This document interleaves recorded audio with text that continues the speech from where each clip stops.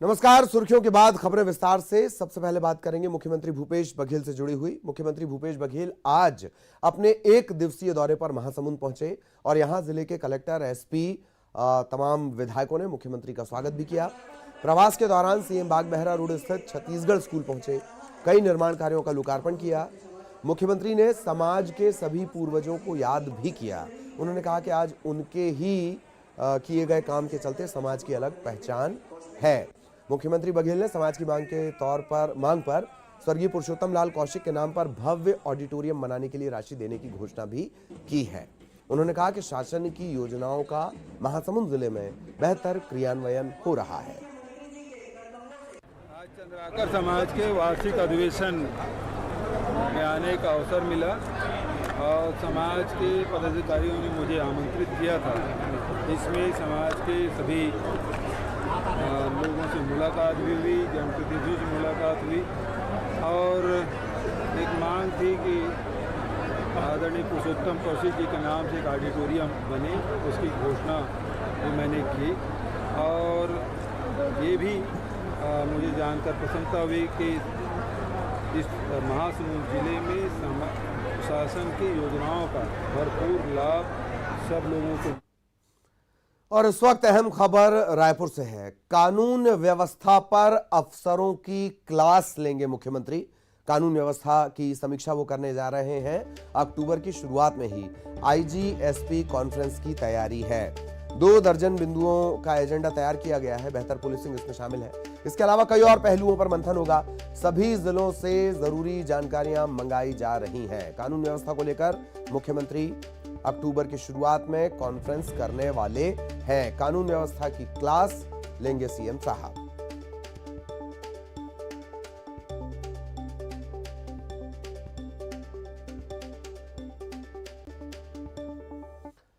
इधर केंद्रीय गृह मंत्री अमित शाह की अध्यक्षता में नई दिल्ली में वामपंथी उग्रवाद पर समीक्षा बैठक हुई। नक्सलवाद पर समीक्षा बैठक हुई। नक्सल प्रभावित राज्यों के मुख्यमंत्री इसमें शामिल हुए, लेकिन छत्तीसगढ़ से मुख्य सचिव अमिताभ जैन और डीजीपी डीएम अवस्थी इस बैठक का हिस्सा बने। बैठक के बाद अमित शाह ने कहा कि प्रधानमंत्री मोदी के नेतृत्व में केंद्र सरकार नक्सल प्रभावित इलाकों के विकास के लिए कटिबद्ध है।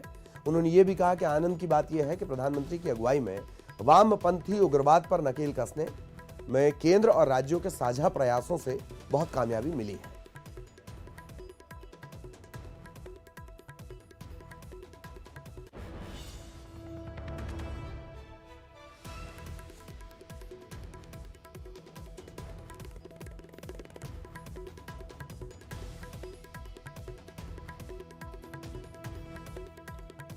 तो छत्तीसगढ़ से सीएस, मुख्य सचिव और डीजीपी इसमें शामिल हुए थे, अमिताभ जैन और अवस्थी साहब। नक्सल प्रभावित राज्यों की ये बैठक थी।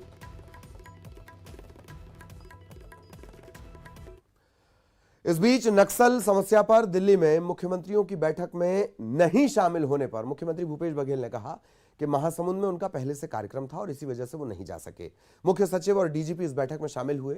उन्होंने ये भी कहा कि नक्सल मुद्दे पर गृहमंत्री अमित शाह से बातचीत होते रहती है। प्रदेश में नक्सली अब बहुत कम जगहों पर बचे हैं। दोनों गए हुए हैं, छत्तीसगढ़ की तरफ से ऐसा नहीं गए हैं। पिछले बैठकों में भी गया था, क्योंकि चंद्राकर समाज के कार्यक्रम को मैं बहुत पहले से समय दे दिया था और ये कार्यक्रम बाद में आया, तो सीएस और डीजी दोनों को भेजा हुआ है। अमित शाह जी से लगातार कई बार जब नक्सली घटना होती है या न भय हो तो पर भी उनसे बात हो जाती है और मैं नहीं समझता कि इसे किसी राजनीतिक चश्मे से देखा जाना चाहिए। जो भारतीय जनता पार्टी के शासनकाल में जिन क्षेत्रों में नक्सली थे तो उसे काफ़ी हम लोग खाली करा चुके हैं। वहाँ विकास के कार्य हो रहे हैं, लोगों का विश्वास जीत रहे हैं। घूर नक्सली क्षेत्र, चाहे वो जगरगुंडा हो, चाहे वो तर्रेम हो, चाहे वो सिलगेर हो, इनमें लोग अब हमारे कैंपों में आ रहे हैं, आधार कार्ड बना रहे हैं, हेल्थ कार्ड बना रहे हैं, राशन कार्ड बना रहे हैं, जॉब कार्ड बना रहे हैं। ये सारे कार्रवाई हो रही है। आंगनबाड़ी खोलने की कार्रवाई, स्कूल खोलने, पीडीएस शॉप खोलने के बाद ये सारे विकास के काम हो रहे हैं। जहाँ जहाँ खाली हो गए वो सब काम हम लोग कर रहे हैं। रोजगार देने का काम और शासन की सुविधाओं जो योजनाएं हैं उसका लाभ देने का काम हम लोग कर रहे हैं, तो काफी नक्सली सिमट गए हैं। और बड़ा अपडेट जशपुर से आपको बता दें, दिव्यांग छात्राओं से दुष्कर्म और छेड़छाड़ का ये पूरा मामला है। कलेक्टर और एसपी से जवाब मांगा गया है। राष्ट्रीय बाल अधिकार संरक्षण आयोग ने जवाब मांगा है 6 बिंदुओं पर और 3 दिन के अंदर ये पूरी जानकारी मांगी गई है। पूरा घटनाक्रम आपको एक बार फिर बता दें। जो ये दिव्यांग केंद्र था, दिव्यांग बच्चियां यहाँ रहती हैं। 2 जो लोग हैं वहां के केयरटेकर हैं इसमें शामिल, एक सिक्योरिटी गार्ड शामिल है। इस पर आरोप है एक बच्ची के साथ दुष्कर्म हुआ है, बाकी बच्चियों के साथ 5 बच्चियां हैं, उनके साथ छेड़छाड़ हुई है। एक महिला अधिकारी ने जांच भी की है। अब इस मामले पर राष्ट्रीय बाल अधिकार संरक्षण आयोग इसने जवाब मांगा है।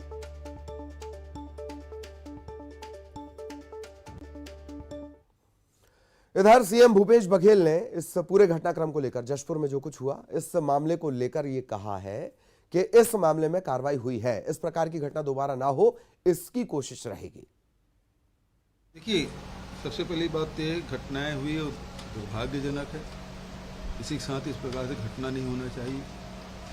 दूसरी बात यह है कि पुलिस ने तत्परता से कार्रवाई की है।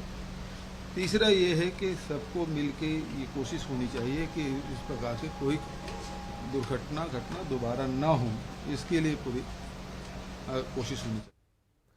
और वहीं अब ये पूरा मामला लगातार तूल पकड़ रहा है। बीजेपी के प्रदेश अध्यक्ष विष्णुदेव साय ने इस मामले को लेकर सरकार पर जमकर हमला बोला और कहा कि सरकार पूरी तरह से फेल रही है। विष्णुदेव साय ने कहा कि बीजेपी इस कांड की जांच के लिए टीम भी बनाएगी।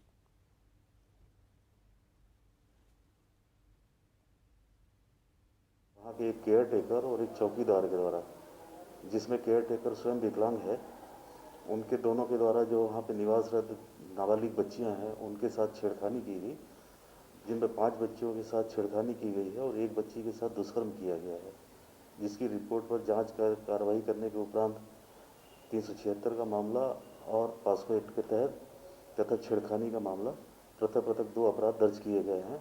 आरोपियों को जांच के उपरांत गिरफ्तार किया गया है। मेडिकल करा करके उनको न्यायिक अभिरक्षा में न्यायालय पेश किया गया। और जैसे ही जानकारी मिली एफआईआर दर्ज करा दिया गया है और संबंधित के ऊपर कार्रवाई के लिए लिखा गया है। कार्रवाई हो रही है और इस घटना की जितनी निंदा की जाए कम की जाए, मतलब कम है। और मैं सीधे प्रदेश शासन पर ये आरोप लगाना चाहूँगा कि ये पूरा प्रदेश शासन का फेलेवर। इधर छत्तीसगढ़ में कल किसानों ने महाबंद का आयोजन किया है और कांग्रेस ने इसे समर्थन दिया है। बंद के मामले पर सीएम भूपेश बघेल ने कहा कि कृषि कानून के खिलाफ सबसे पहले राहुल गांधी ने रैली की थी, इसके बाद राज्यों में किसानों ने आंदोलन किया। आंदोलन में छत्तीसगढ़ के किसान भी शामिल हुए। कृषि बिल के खिलाफ हमने बिल पारित किया है, लेकिन राजभवन से कुछ नहीं हुआ। पहले तीनों काले कानून के खिलाफ राहुल जी ने सबसे पहले ट्रैक्टर रैली पंजाब में, हरियाणा में उन्होंने निकाला। किसानों ने फिर बड़ा आंदोलन किया और लगातार वो जारी है। इसका फैलाव पंजाब, हरियाणा, राजस्थान, उत्तर प्रदेश, फिर मध्य प्रदेश, अब सुनने में आ रहा है कि छत्तीसगढ़ भी आ रहे हैं। हम उसका स्वागत करते हैं और उसके खिलाफ हम लोग विधानसभा में पारित किए हैं और उसमें आज तक के राजभवन से वो बिल लौट के नहीं आया है, वो अभी तक एग्जामिन। इधर विधानसभा में नेता प्रतिपक्ष धर्मलाल कौशिक ने बघेल सरकार पर जमकर निशाना साधा। नेता प्रतिपक्ष ने पहले तो नक्सल समस्या पर केंद्रीय गृह मंत्री के साथ बैठक में शामिल न होने पर सीएम भूपेश बघेल पर निशाना साधा।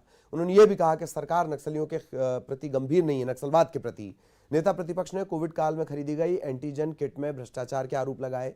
ये भी कहा कि अलग अलग दर पर खरीदी में तकरीबन 20 करोड़ का भ्रष्टाचार हुआ है। किसान संगठनों के कल के बंद को कांग्रेस के समर्थन पर नेता प्रतिपक्ष ने कहा कि बंद के बहाने कांग्रेस प्रदेश में अशांति का माहौल बनाना चाहती है।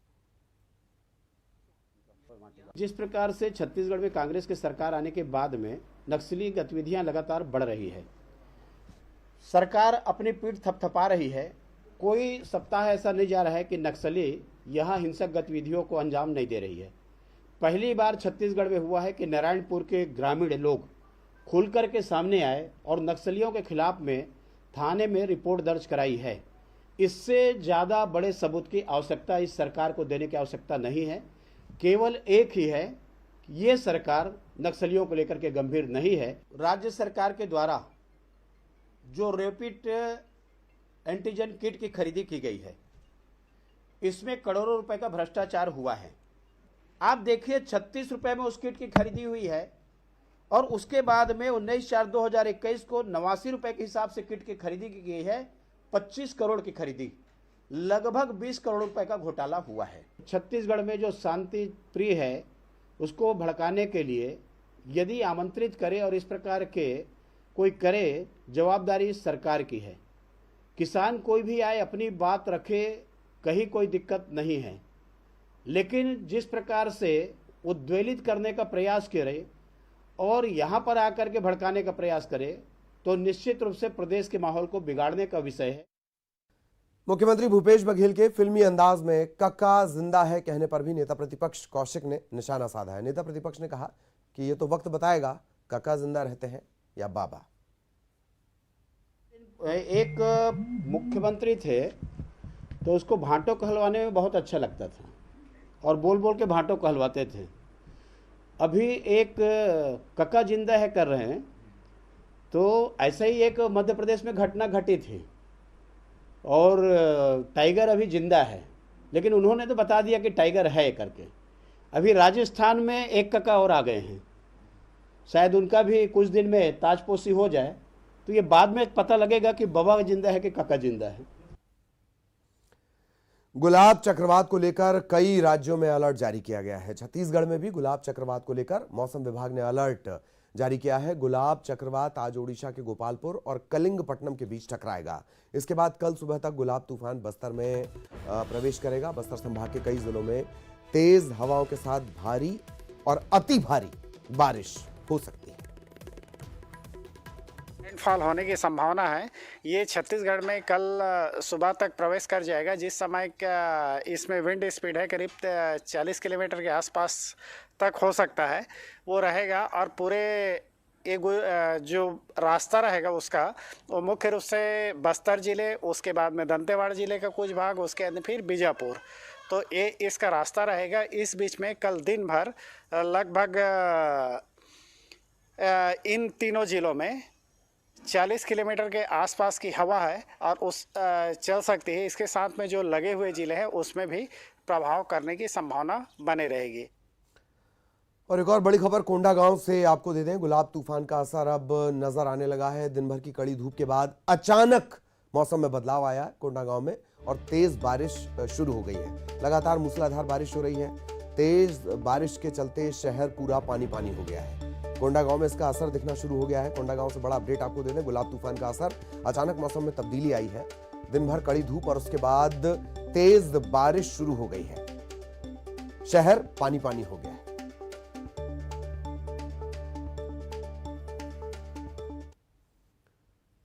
कोरोना और डेंगू के खतरे से जूझ रहे छत्तीसगढ़ में अब स्वाइन फ्लू ने दस्तक दी है। खासकर राजधानी रायपुर में सबसे ज्यादा स्वाइन फ्लू का खतरा मंडरा रहा है। रायपुर में पिछले 2 महीनों में स्वाइन फ्लू के 5 मरीजों की पुष्टि स्वास्थ्य विभाग ने की है।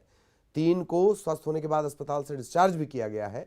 स्वास्थ्य विभाग द्वारा व्यापक रूप से स्वाइन फ्लू की जांच नहीं की जा रही है और जांच होने पर मरीजों की संख्या बढ़ सकती है। बीते कुछ दिनों में फ्लू के मरीजों की संख्या बढ़ी है। सरकारी अस्पतालों के ओपीडी में लगातार फ्लू के मरीज पहुंच रहे हैं। एहतियातन स्वास्थ्य मंत्री ने सभी अस्पतालों और संस्थाओं को संदिग्धों के सैंपल की जांच करवाने के लिए कहा है। चिंता की विषय है और लगातार सजग होने की बात है। कोई भी बीमारी खत्म नहीं हो रही। यानी हम टीकाकरण करते हैं और कहते हैं कि स्मॉल पॉक्स खत्म हो गया, तो एक ये बात आती है कि ये बीमारी से अब हमको मुक्ति मिल गई। फिर भी एक आध प्रकरण कभी कभी आते हैं। बाकी सैकड़ों बीमारियां हैं जो हमारे बीच में विद्यमान हैं। इससे बचे रहना और चुस्त दुरुस्त व्यवस्था उसके इलाज के लिए बनाए रखना, ये सरकार की प्राथमिकता है। कहीं कोई भी लापरवाही ना हो। और अब सुकमा से बड़ी खबर आपको बता दें। नक्सलियों के बंद से पहले एक नक्सल स्मारक ध्वस्त किया गया है। अरलमपरली इलाके में नक्सलियों ने स्मारक बनाया था, इसे ध्वस्त कर दिया गया है। खास बात यह कि 17 जुलाई को भी इस स्मारक को ध्वस्त कर दिया गया था। नक्सलियों ने फिर से इसे बना लिया और अब सीआरपीएफ और डीआरजी ये जॉइंट ऑपरेशन पे थी, इन्होंने इसे फिर ध्वस्त कर दिया है। नक्सलियों के बंद के मद्देनजर सुरक्षा बल सर्चिंग अभियान भी चला रहे हैं।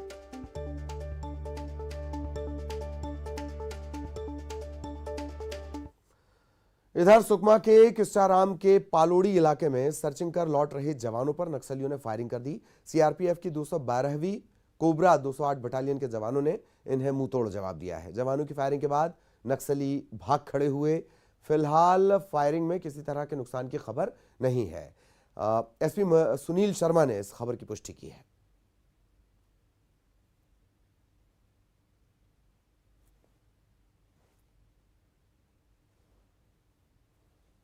और ब्रेक के बाद है मुंगेली से बड़ी खबर। दूषित पानी पीने से 20 लोग बीमार हो गए हैं। डायरिया से 20 ग्रामीण प्रभावित हैं।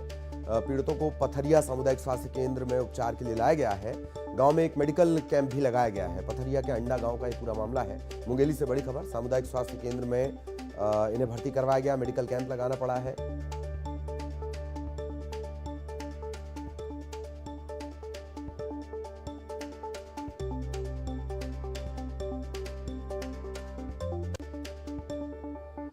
दुर्ग के एक निगम कर्मचारी की आत्महत्या की खबर सामने आई है। बताया जा रहा है कि जमीन संबंधी निगम का नोटिस मिलने के बाद से ही ये कर्मचारी डिप्रेशन में था। हाल ही में उसने घर बनाया था। निगम के नोटिस में उस घर को किसी और की जमीन पर बना हुआ बताकर जल्द जगह खाली करने के लिए कहा गया और इसके बाद उसने खुदकुशी कर ली। गुस्साए लोगों ने थाने का घेराव किया है।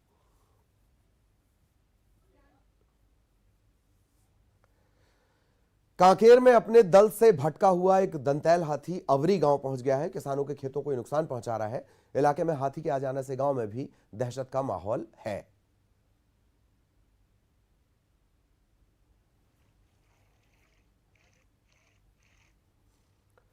इधर राजनांदगांव के मोहल्ला ब्लॉक में हाथियों का उत्पात लगातार जारी है। हाथियों ने भुरसा टोला और धोबेदंड गांव में 2 कच्चे मकानों को तोड़ दिया। धान और मक्के की फसल को चौपट कर दिया। हाथियों के दल के गांव में आने से ग्रामीणों में दहशत है। स्कूल की छत पर ये रात गुजारने के लिए मजबूर हैं।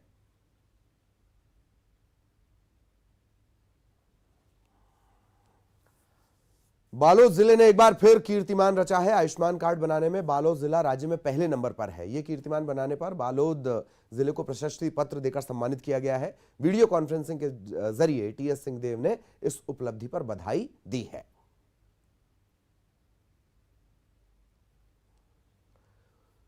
सूरजपुर में आज जिलेवासियों के लिए बड़ी पहल की गई है। भारत का इकलौता और दुनिया का पहला चलता फिरता अस्पताल कहे जाने वाला जीवन रेखा एक्सप्रेस ट्रेन विश्रामपुर पहुंची। कलेक्टर गौरव कुमार सिंह ने एक्सप्रेस शिविर का उद्घाटन किया।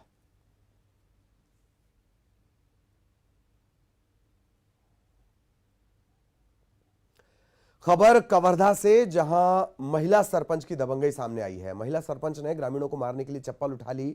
दरअसल बैठक में सरपंच के लेट पहुंचने से ग्रामीण नाराज थे। जब ग्रामीणों ने सवाल उठाया तो महिला सरपंच को गुस्सा आया और राशन कार्ड को लेकर दरअसल पंचायत में पूरी बैठक चल रही थी। ग्रामीणों ने वीडियो बनाया है और ये वीडियो अब वायरल हो गया है। कोरबा के पंचवटी विश्राम गृह में जिला कांग्रेस कमेटी शहर के कार्यकर्ताओं की बैठक रखी गई थी। पदाधिकारियों की उपस्थिति में बड़ी संख्या में कार्यकर्ता थे। अपनी पीड़ा उन्होंने सुनाई। कांग्रेसियों ने प्रशासन और पुलिस पर प्रताड़ना के आरोप लगाए हैं।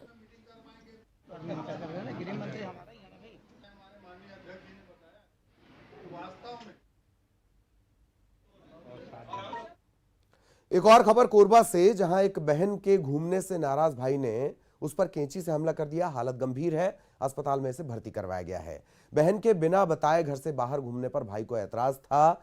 बातचीत हो रही थी, विवाद हो गया और गुस्से में आकर भाई ने कैंची से बहन पर जानलेवा हमला कर दिया। इधर कवर्धा में पीजी कॉलेज में फॉर्म जमा करने के लिए छात्रों का सैलाब उमड़ा है। कॉलेज में एक ही काउंटर होने के चलते अव्यवस्था, वाद विवाद की स्थिति हो गई। बाद में 2 काउंटर बनाए गए।